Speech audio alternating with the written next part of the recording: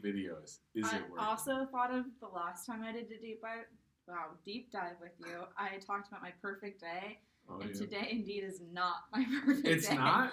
No, It's it is pretty. It's far pretty from close for me. Quite Really? honestly. Oh yeah. A little rain, a little cold makes you want to stay inside and asleep. Yeah, And, but that's great. But I have places to be outside, so I don't like it. When I have got places to practice today, and it's not going to be a super fun practice. I did bring my sweatpants and my shirt, so I did that going. And so, I mean, yeah, I'm looking forward. I know Iowa City School District's football is done for right now, and I feel for you guys, and we're just yeah. I hope you guys get back into school and get back into sports and be. do that sort of stuff. But this particular deep dive, this particular one is we had students here last night, our leadership kids. Uh, come and we did some leadership stuff, but we really like one of the things that we pressed upon them was to ask questions.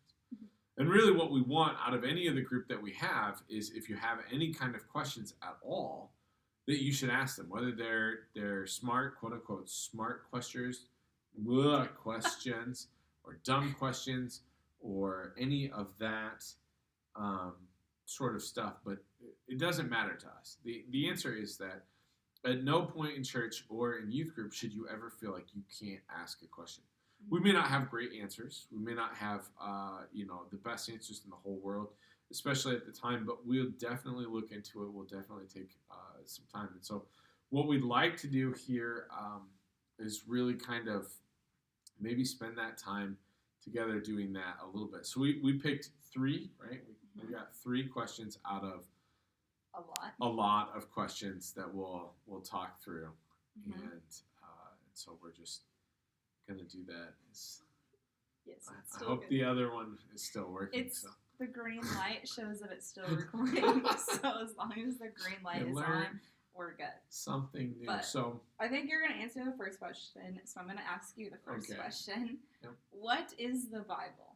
Okay. Well, it's simply there are a couple of different things, right? Because there's the New Testament and the Old Testament, and they comprise what we know as the Bible. So there were these writings that happened, basically, that became part of what we call the canon of the Bible. And so the entirety of the Bible is really this collection of individual books that were written at different periods of time in history by real people, and so we kind of keep them all collected in one. So the Bible itself, I think, simply means book, and so it's like the book, and it's this book that is comprised of many different books, and some of them are kind of more historical in nature, some are more poetry, or some are simply like wisdom books. So there's in the Old Testament, there's that.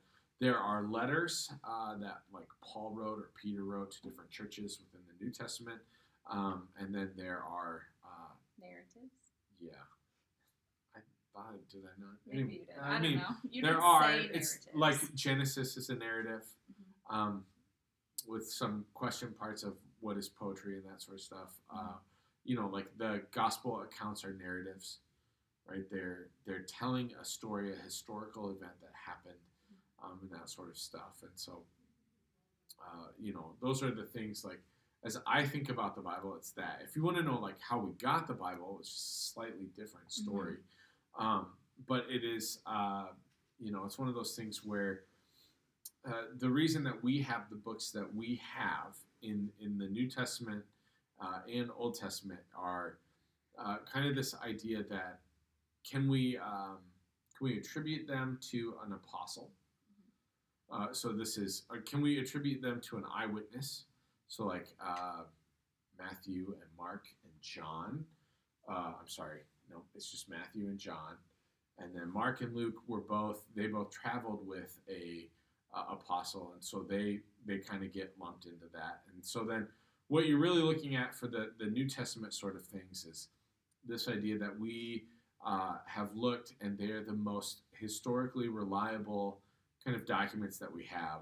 and those are the ones that we've kept as canon. And so, like things like the Apocrypha that you might get if you're a Catholic, or that are things that we would say are maybe potentially good for reading, but we don't hold them in the same account as the New Testament, which we currently have here at like in the NIV or the ESV sort of translation. They don't really carry the Apocrypha. And the reason for that is because a lot of those Apocrypha writings are either ones that, like the Maccabees, the Jews of the time didn't hold to be tradition, didn't hold to be historically the same as lots of the Old Testament, or you get like the Gospel of Thomas, where there's questions about who wrote it, when it was written, and if it could really be attributed to Thomas. It also holds they also hold what we would consider contrary doctrines. So this would be something that, like, where they hold some kind of a wrong statement about things. And so that means then if they go against what is the rest of the Bible, the stuff that we're like, oh, we know that this one was basically written by Luke, or this one was written by John, or this one, and they go contrary to the things that we know, like the disciples are saying, we're going to say, hey, although it might be good to read for you to understand, but it is not on the same level as, like, the Gospel of Matthew or the Gospel of John or those sorts of things. So that's kind of like the Bible. I don't know. I hope that answers some level of your question. I don't know, whoever asked that. But that's kind of why the Bible, how do we get the Bible? It's a very short answer. There are books written about this. There are, we read a chapter of systematic theology about this particular kind of like, how did we end up with it? And so I skipped over, there are a couple of councils where guys kind of compiled this information into one place, where they were doing the legwork of like trying to figure out, hey, when was it written? Who wrote it? How do we know when it was written? That sort of stuff. And so the reason we can hold on to that particular thing is we actually have scraps.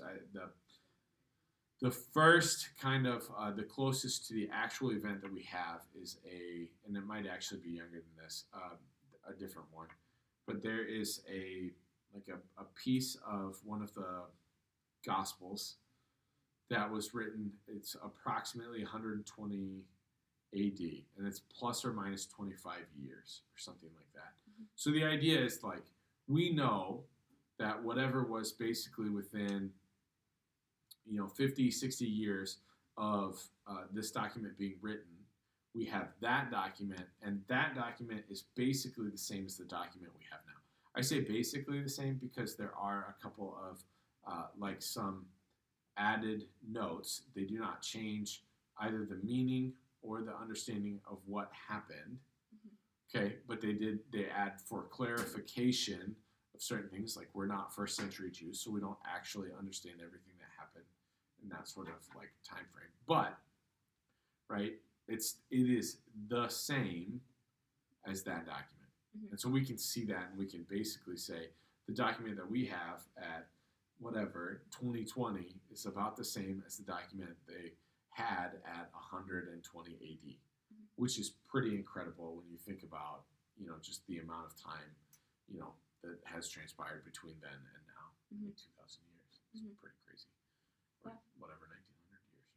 I don't know what it is. Anyways, I just read a book, and one of the sentences in the book said the Bible is kind of like a library with 66 books in it. And I'd never heard that before, aside from yesterday when I read it. And so when I saw this question, I thought that was pretty interesting, and like a different way of thinking about it too, because it is not like, they're not chapters. The books have been chapters, like Matthew chapter 22. But Matthew itself is a book, and then Matthew is inside of the Bible. And so that was a way for me to kind of like look at it and think about it, because there's books in the Bible, and then those books then have chapters. So that just like, that makes sense in my mind, and maybe it makes sense in one of your guys' minds to maybe think about the Bible too, that way as well. So if you're asking, so I have a document here pulled up of like, just so you can understand some of the criteria in which people were looking at when they decided on what goes into the New Testament canon. Is the first sort of question it has to conform to the rule of faith. So conformity between the document and orthodoxy, that is Christian truth, recognized as normative in churches. So it means like it can't be something way outside of what we understand to be kind of the normal Christian thought that we have now, and that they had then. So it's kind of that. The second is the document required some sort of apostasy, which simply means that as a credit, it has to have had somebody who came in like immediate contact with the apostles.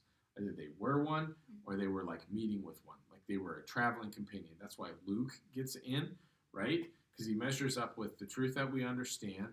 And then the second is that he is associated to have traveled along with both Peter and Paul. And so he gets that kind of push through. And then the third, is the document's widespread, continuous acceptance and usage by churches everywhere. So specifically, so when you're thinking about this, when they're talking about it in kind of these different places where they're like, hey, are these things acceptable? Do we want these things? And it was like 400 AD. They're looking about, hey, did the churches way back when, were these documents widespread and used? Like where everybody kind of understood, yes, this was, Paul's writing. This was Peter's writing. This was John's writing. And so all three of those have to measure up in order for them to fit within the canon. It would make sense that if they didn't, right, if they had some, like you couldn't tie them to an apostle, or you couldn't tie them to, biblical truth of any variety, and they weren't really, like, you're not going to put that one in there. And so it is important to understand that when we talk about how do we get it, what is the Bible? And ultimately, the Bible is the story of God and what he desires from us, for us, and that sort of thing. So it's a pretty interesting kind of book. So, all right, our second one, our second one is, do you remember? It's where do I start reading the Bible? Okay, this is I think one that is very interesting. So I would love to know, Lindsay Hippen, if I have this question, where do I start reading the Bible? Where would you say I should start reading the Bible? I personally, when someone approaches me with this question, I typically are going to point them to one of the 4 Gospels. Like, for example, I'm currently reading through the Gospel of Matthew with a few students, and so I think that is not an easy start to it, but it, I think, is a good place to start to understand a little bit about, one, who Jesus is, because Jesus is not really mentioned at all in the Old Testament.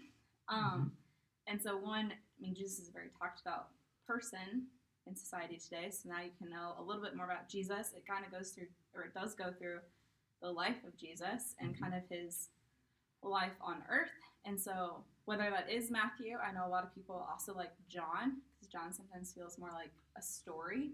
I haven't read through the entire book of John, so I can't tell you if with 100% certainty that it's a story. Well, I mean, they all are. Right. A narrative. Right. Yes. But I've heard that John's a little bit not easier to understand. It's written by the disciple that Jesus loved. Yeah. So I would say either one of the 4 Gospels. I'm currently reading through Matthew, like I said, to maybe understand what a gospel is before reading the Gospels too. I would recommend Romans. But Romans could be a little bit harder of a book because there's a lot of information packed into the book of Romans. Yeah, so I mean, like, as I think about it, there are kind of different places I think everybody could start. There's not really a bad place to read, okay? The worst thing to do is just not read anywhere, okay? Or maybe if you're, so like the way I would kind of grade these out is like, if you're a new Christian, you like just started, you're not really sure, or you've got a friend who's questioning, stick to the Gospels, one of the 4. Now, I'm going to tell you specifically Luke is one that I really like, but it depends on backgrounds, right? So if I had a Jewish friend who wants to know about Jesus, Matthew is a great one. right? Mark is also, but it has some different things. Matthew is a Jew writing to Jews, so like they're gonna understand the festivals, and like he's doing some of those things that a Jewish person would totally understand. If you've got somebody with a very short attention span, Mark. Okay, right? Yeah. I mean, Mark, it's the shortest one, and it's like Jesus is constantly, immediately, then he went, and then he went, and then he went, and then he went, and then he went, and he never stopped ever. Okay? And again, the reason he's not leaving stuff out, but he's like, if you're going to stand up and read this entirety of my eyewitness testimony, like, it's important, right, to, get that sort of like, boom, I want to get it all out right now. Okay, where Matthew was, again, he's writing this kind of theological book towards a specific group of people. Where Luke is written with the understanding, right? He's written to a I think it's a Greek or a Roman. He calls him Theophilus, which is not necessarily a name. It just anyways, he's writing this a compilation of the stories in which encompass Jesus. So he's been traveling with Peter and with Paul, and he's had access to a lot of these like key major players, okay, within Christianity, early Christianity at the time, who were still alive. And so he's compiling those sort of eyewitness accounts as best he can. And so you get some different stories, like Mary's story, when Jesus is real little, where you're like, he must have at some point had a conversation with Mary. Right? Like that makes some sense. Or, like they're just different things.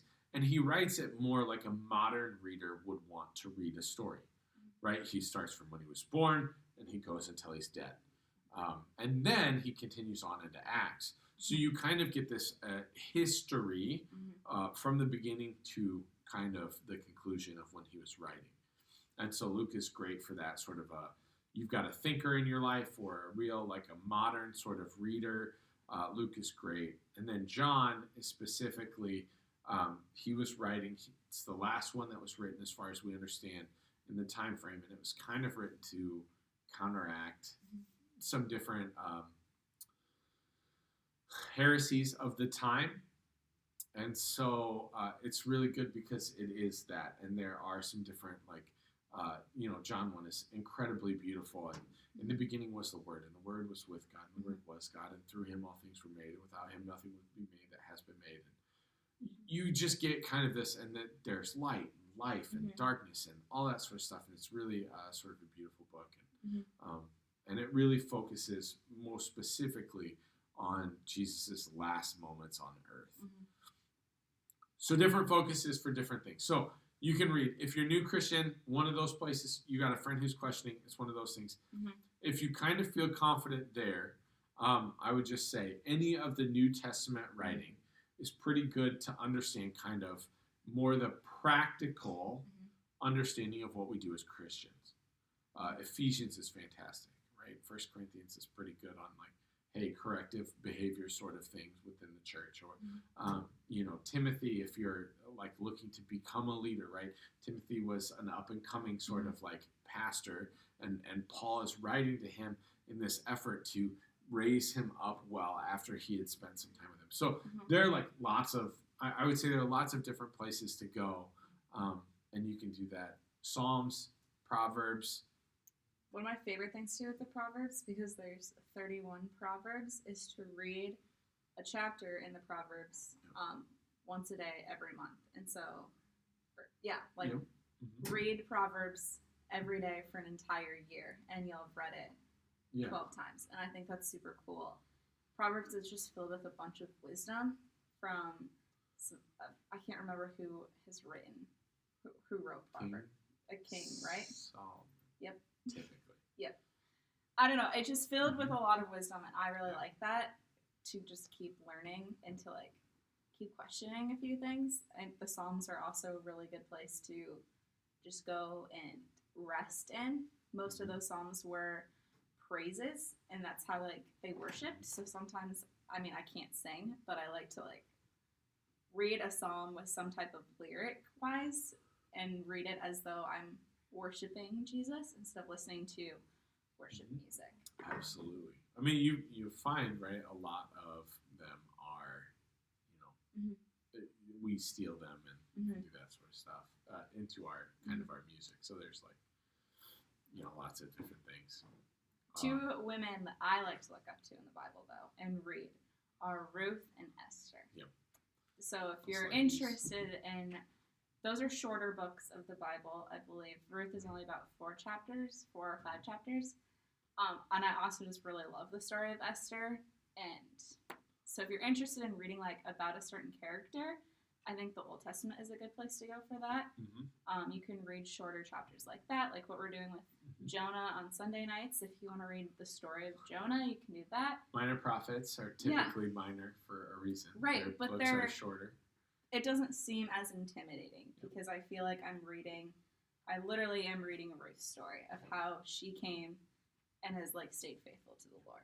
And then I'm reading Esther's story to see how she stayed faithful to the Lord when all of these other outside factors are coming in. And I feel like the Old Testament is great for that because I can like see where my life would be and how I could picture my life or picture myself maybe in Esther's shoes. Like, how would I have done? Would I have stayed faithful to the Lord when Esther was? Or would I have fallen short that way too? So any of those minor prophet stories in the Old Testament are also a good place to go to as well. Yeah, no, absolutely. Mm-hmm. And so I think our last question, right, is just how do we find good verses? Like, what are how do we kind of deal when things are going wrong? How do we kind of like overcome that, or how do we use the Bible to help that? So, like, I'll go ahead and I'll answer just a little bit. For me, one of the best places is the Bible app, the YouVersion one. They almost always have one Bible verse out and about, at the very beginning when you open it up, and so you can just read it. That is great, a great way to find one specific verse. But what I would really tell you, and this is the truth that I can tell you, is that we constantly and consistently have to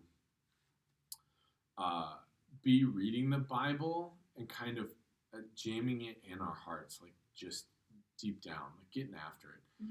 And the reason for it is because when those times of trouble or the times that are good, they come about. There are times where, and you totally can, you're like, I'm just going to go to the Bible app and I'm going to search something or whatever. But in the moment, right, like if something bad is happening in the middle of a football game, in my personal life, like in, like the way that, something's going on with my spouse or something like that, I have to, in that moment, have access to verses. And the only way you get that is by reading the Bible and kind of reading different parts of the Bible. It's not always, it can be a really good thing to memorize specific verses, right? Like you heard me quote John 1. Or, I really like if you believe in your heart and confess with your mouth that Jesus Christ is Lord, then you will be saved. That's from Romans 10. And I really love that verse too. But it is just a singular verse. And so singular verses a lot of times can be taken out of context. That doesn't mean they're bad to have in your brain, but it is important. So when we pick that thing to read and we decide to read it, then we should be just jamming it in our brain somewhere, like movie quotes or song lyrics. And when the need happens, God will just take that and bring that then into the forefront. Yeah. So that would be, kind of my general Yeah. So how about you? How do you find good verses? One resource or tool I like to utilize, because I'll be honest, I don't have the entire Bible memorized and I can't just spit out verses to go find if you're very happy or if you're sad or you're dealing with suffering. I can't quite spit out verses right away to tell you where to go. So I like to use Bible Gateway because they have a really good resource where you can just type in a word or a feeling or emotion that you're feeling, and then you can choose which version of the Bible you want to find a verse to have to deal with that keyword, and then it provides you with all the different verses that talk about that keyword that you're thinking of. So that's one tool I like to utilize. I think just one verse that's on the top of my mind is James 1, like 2 through 3, I think. The consider it pure joy, my brothers, when you face trials of many kinds, for the testing of your faith produces steadfastness. I think that's just a really good verse to have in the back of my mind right now, especially in this year of 2020. It's a lot of testing. Right? Going on. I feel Yep. like another thing just keeps piling on. Yep. Personally, in my life, I'm sure a lot of other people out there can resonate with that as well. And so, whenever I do have those testings of my faith, I like to think of that verse of like, what would Jesus do in this moment? Because Jesus calls me to count it a joy when I don't want to count it a joy. Mm-hmm. But if I'm trying to be like Jesus to my friends, then I need to try and count it joy. Yep. And see like, yes, I'm dealing with a really hard thing right now, but I'm also like, I still have dinner at the table. I still have a roof over my head on a rainy day like today. Mm-hmm. Like I need to think of the things that also give me joy and not just dwell all the time in the suffering and the bad things that are happening. So that's a few verses that James is a great place to go if you're dealing with suffering or if you're dealing with loss or grief or anything like that. That's been a really tough thing for me to work through this week. And so that's been a verse that's been on my heart and been on my mind. So That's awesome. Yeah. Well, I hope that answers some of your questions. We're going to just kind of keep working through different questions here this kind of month, this week. Get questions in, and hopefully we'll be able to spend some time maybe after youth group or after leadership to kind of answer some of those, as well as during these deep dives on YouTube. So hopefully that helps, Yeah. and we'll see you.